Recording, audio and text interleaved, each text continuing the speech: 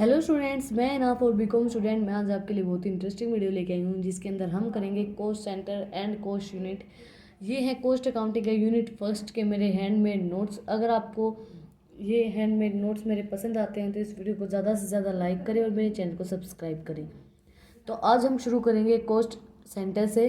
Cost centre and cost unit. Cost centre क्या होता है कि कॉस्ट अकाउंटिंग स्टैंडर्ड 1 के अंदर बताया गया है कि has defined a cost centre as a one unit of a cost accounting selected with a view of accumulating all cost under this unit. The unit may be product, a service division, department, session, a group of plants and machinery, a group of employees, or a combined of several units. मतलब कुछ combination of several units। cost center क्या होता है कि ये नहीं कहते हर एक चीज़ एक मेन डिपार्टमेंट जो होता है, एक सेंटर जो मेन पॉइंट जो बनाते हैं उसको बोलते हैं कोस्ट सेंटर। जो combination of all the unit, जितनी भी यूनिट्स हैं उन यूनिट्स का कम्बिनेशन कोस्ट सेंटर होता है।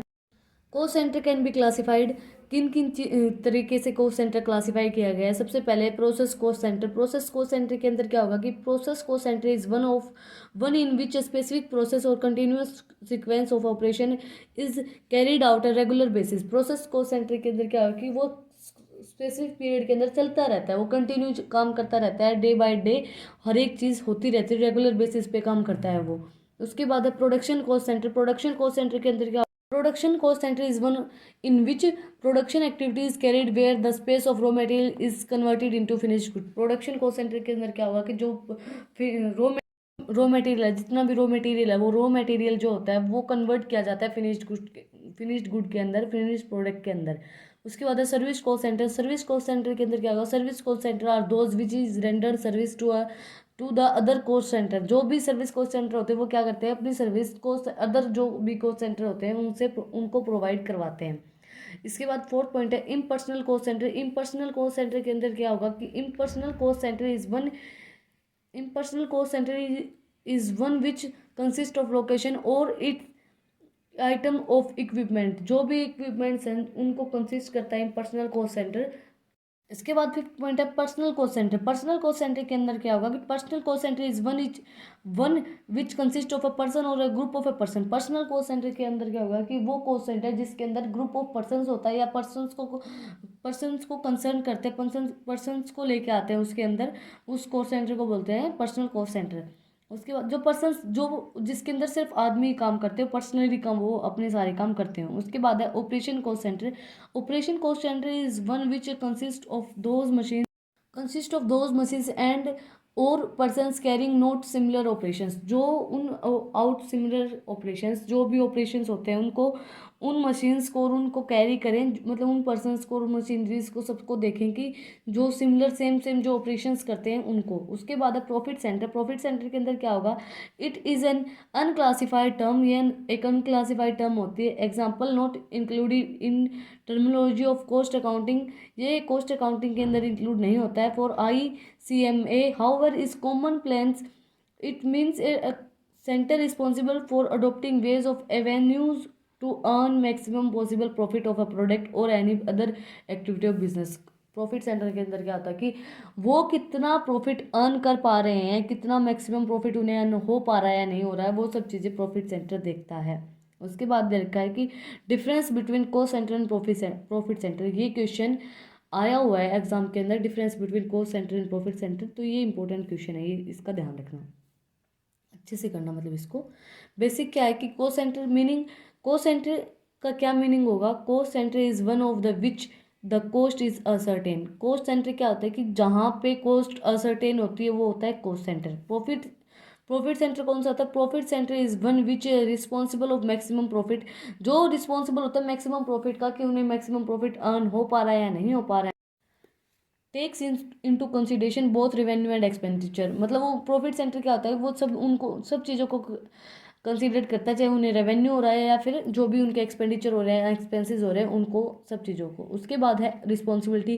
कोस्ट सेंटर की क्या रिस्पॉन्सिबिलिटी थी, वो कॉस्ट अकाउंटिंग को देखे, कंट्रोल करे। Cost centre is for accounting and control of cost, मतलब उसकी कॉस्ट को कंट्रोल में रखे और उनको अकाउंटिंग करे उनकी। उसके बाद प्रॉफिट सेंटर की क्या रिस्पॉन्सिबिलिटी होती है कि profit centre is for adopting ways of avenues to achieve their profit target, मतलब उनको प्रॉफिट टारगेट जो भी उनका प्रॉफिट मैक्सिमम, मतलब उनका प्रॉफिट का जितना भी टारगेट है उसको अचीव करने के लिए प्रॉफिट सेंटर हेल्पफुल होता है। उसके बाद है autonomy. Cost centre is not autonomous and it has not a target although efforts are made to a maximum cost. इन कॉस्ट सेंटर का कोई टारगेट नहीं होता है, जो आप जितने आप एफर्ट्स लगाओगे उतनी ही आपको कॉस्ट सर्टेन होगी, उतनी ही आपको कम कॉस्ट लगेगी। Cost center works under the guidance of high ups and management and sometimes in autonomous of in approach to profit achieve profit target. इसके अंदर क्या कॉस्ट सेंटर के क्या होता है कि उसको गाइडेंस दी जाती है कि हमें प्रॉफिट मैक्सिमाइजेशन करना चाहिए किसी भी हाल में हो। उसके बाद है coverage area. Cost centre has a little to do with market survey sales promotion etcetera. Cost centre कभी भी मतलब बहुत कम करते हैं कि वो मार्केट सर्वे करके देखें कि मार्केट के अंदर कितनी हमारी वैल्यू है या जो भी चीज़ें हैं, वो मार्केट सर्वे बहुत कम करते हैं। But profit centre is related with these accept, मतलब उन्हें उनका कितना प्रॉफिट हो रहा है उनको वो चीज़ें देखनी पड़ती हैं। इसके बाद है कोस्ट यूनिट। कोस्ट यूनिट क्या होती है? Cost unit in is a form of measurement of volume of a production और सर्विसेज। कॉस्ट यूनिट क्या करती है? मेजर करती है कितनी वॉल्यूम है सर्विसेज की और प्रोडक्शन कितनी हुई है, मतलब यूनिट्स के अंदर मेजर करती है उस चीज़ को। This unit is generally adopted on the basis of convention and practice in the industry converted concerned. इसके अंदर क्या होता है कि कॉस्ट यूनिट ये चीज़ मेजर करके बताते हैं कि उसकी कितनी वॉल्यूम है, वो कितनी कितनी प्रोडक्शन कर रहे हैं, कितनी सर्विसेज प्रोवाइड करवा रहे हैं, उनको यूनिट्स के अंदर मेजर करना। इसके बाद है फाइनेंशियल अकाउंटिंग क्या होती है, कॉस्ट अकाउंटिंग क्या होती है एंड मैनेजमेंट अकाउंटिंग क्या होती है। फाइनेंशियल अकाउंटिंग क्या होती है? Financial accounting is the art of process और recording classification and summarizing the transformation of financial nature is a systematic manner and interpreting the result therefore। Financial accounting क्या होती है? रिकॉर्ड करना, क्लासीफाई करना, summarise करना हर एक चीज़ को, उसको बोलते हैं इन फाइनेंशियल नेचर के अंदर एक सिस्टमेटिक मैनर के अंदर उसको बोलते हैं फाइनेंशियल अकाउंटिंग। इसके बाद कॉस्ट अकाउंटिंग क्या होती है? Cost accounting art of recording analysing, art होती है एक रिकॉर्ड करने की कोई भी and analyzing and classification of expenditure incurred in order of ascertain total cost and per unit cost of a product or a services। मतलब जितनी भी एक्सपेंडिचर हुए हैं, कितनी हमें इनकर्ड हुई है, हमारे जो भी कॉस्ट हुई, जितनी भी कॉस्ट असर्टेन होती है, टोटल कॉस्ट होती है, कॉस्ट पर यूनिट होती है, उन सब चीज़ों को कॉस्ट अकाउंटिंग देखती है, उन सब चीज़ों को मैनेज करती है। उसके बाद है थर्ड है management accounting. Management accounting BCom के अंदर एक पूरी बुक भी आती है 5th सेम के अंदर। Management accounting provides meaningful accounting information there for application of a various tools and techniques in order to asset management in creating a policies, making decision and helpful in future planning। Management accounting help करती है future planning के अंदर। हम future के अंदर कोई भी plan policy launch करना चाहते हैं या कोई भी हमें डिसीजन लेना है फ्यूचर के लिए, तो मैनेजमेंट अकाउंटिंग हमें वो डिसीजन लेने के लिए हेल्पफुल होती है। इसके बाद हम करेंगे डिफरेंस बिटवीन कॉस्ट अकाउंटिंग और फाइनेंशियल अकाउंटिंग। फाइनेंशियल अकाउंटिंग और कॉस्ट अकाउंटिंग के बीच में क्या डिफरेंस होता है? ये क्वेश्चन भी कॉस्ट अकाउंटिंग के एग्जाम के अंदर आया हुआ है। ये 2 क्वेश्चन आए हुए थे, मैंने देखा था कि जब उसके क्वेश्चन पेपर के अंदर पहला क्वेश्चन तो था कि डिफरेंस बिटवीन कॉस्ट अकाउंटिंग और फाइनेंशियल अकाउंटिंग, और सेकंड क्वेश्चन था difference between cost unit and profit, cost centre and profit centre. तो ये दोनों क्वेश्चन इंपॉर्टेंट है, आप दोनों क्वेश्चन बिल्कुल ध्यान से करें।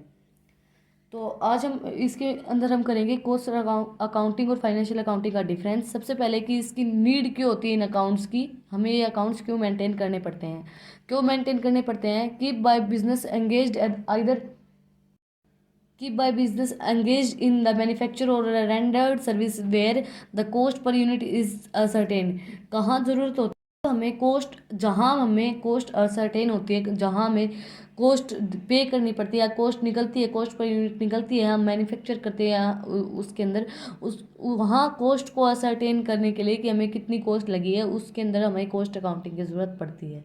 फाइनेंशियल अकाउंटिंग की ज़रूरत होती है, नीड की होती है उसकी कि by all type of business houses by a small हाउटनर engage in trading manufacturing non profit maximum, मतलब कितना में प्रॉफिट मेकिंग एसोसिएशन से मिला है, कितने हमें, मतलब कितना हमारा स्मॉल बिजनेस चल रहा है, कितनी हमारी ट्रेडिंग हुई है, कितनी में जो भी चीज़ें हैं उसके बारे में हमें फाइनेंस से रिलेटेड जितनी भी चीज़ें होती हैं उसके बारे में पता चल जाता है।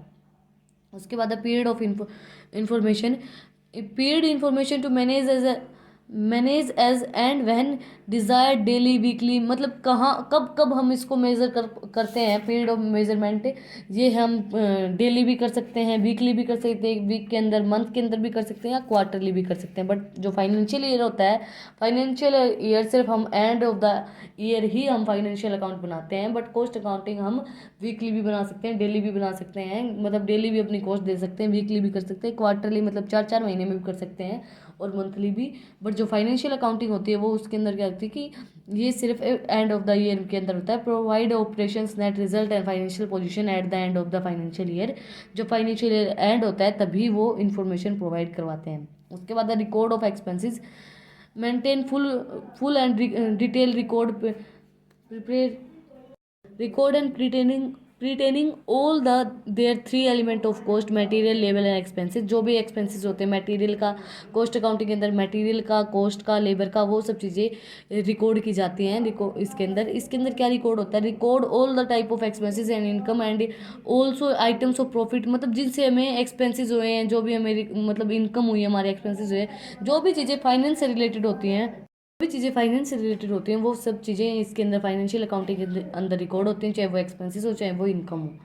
इसके बाद है valuation of stock. Stock are valued at a cost. Stock कब वैल्यूड होता है? जब उसकी मतलब जितनी उसकी कॉस्ट होती है उसके ऊपर हम वैल्यूएशन करते हैं स्टॉक का।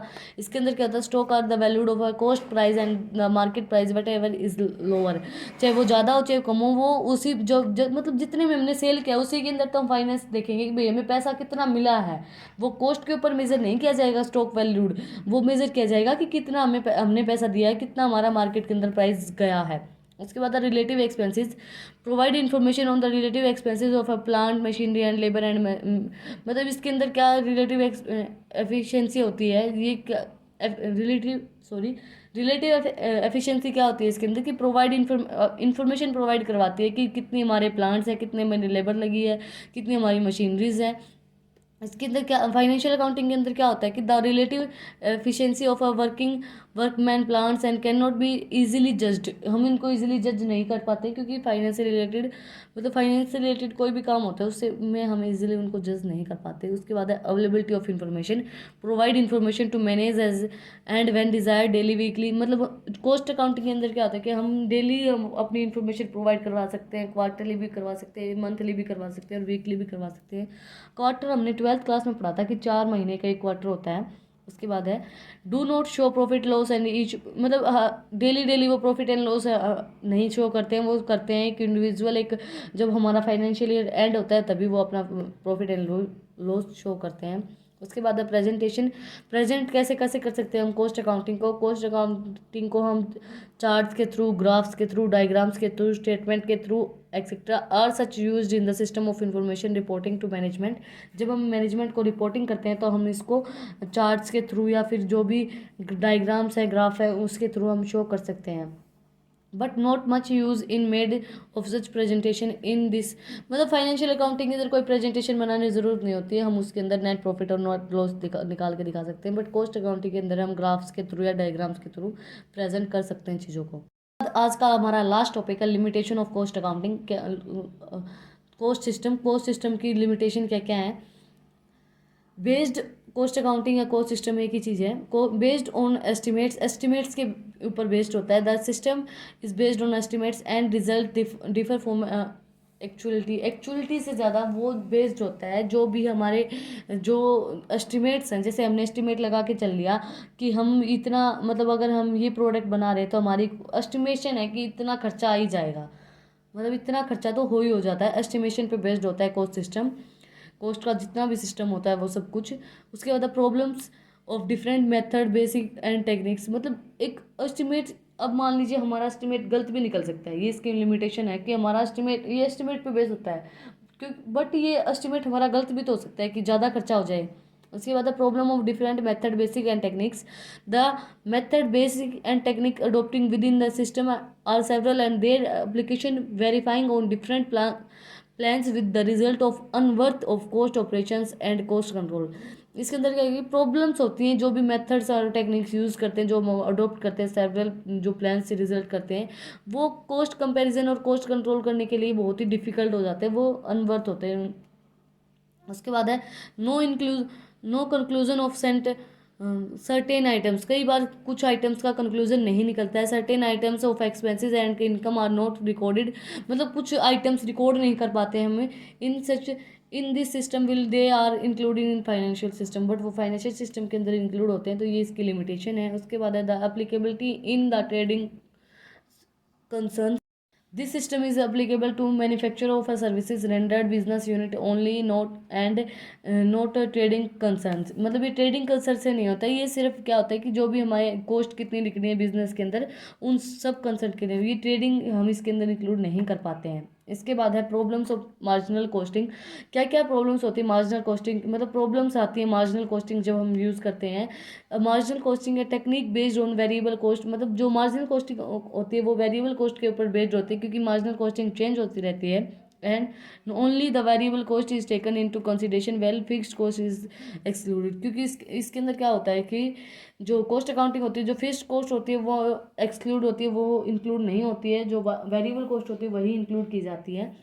तो ये थी आज की वीडियो में हमने किया है कॉस्ट सेंटर क्या होता है, कॉस्ट यूनिट क्या होती है, प्रॉफिट सेंटर क्या होता है, कि difference between financial accounting, cost accounting और मैनेजमेंट अकाउंटिंग, और लिमिटेशन ऑफ कॉस्ट सेंटर। आज की वीडियो के अंदर हमने टॉपिक्स कवर किए हैं। अगर आपको मेरी ये वीडियो पसंद है तो इसको ज़्यादा से ज़्यादा लाइक करें और मेरे चैनल को सब्सक्राइब करें। Thank you for watching.